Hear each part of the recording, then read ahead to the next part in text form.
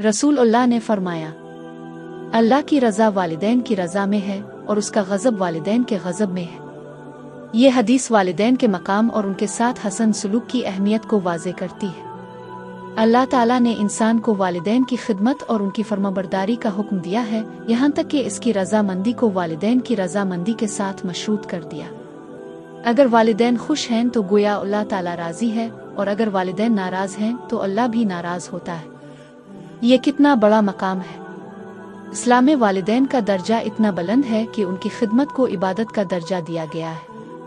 हमें चाहिए कि हम वालिदैन के साथ नरमी से पेश आएं, उनके लिए दुआ करें, उनकी खिदमत को अपनी खुश नसीबी समझें और उनकी बात मानने में खुशी महसूस करें। जो शख्स वालिदैन का नाफरमान है वो अल्लाह की रहमत से दूर हो सकता है। आइए हम सब ये अहद करें कि हम वालिदैन की इज्जत और खिदमत को अपनी ज़िंदगी का मिशन बनाएंगे, क्योंकि जो अल्लाह को राज़ी करना चाहता है इससे पहले अपने वालिदैन को राज़ी करना होगा। वालिदैन का चेहरा जन्नत का दरवाज़ा है, कहीं ये दरवाज़ा हमसे नाराज़ होकर बंद ना हो जाए।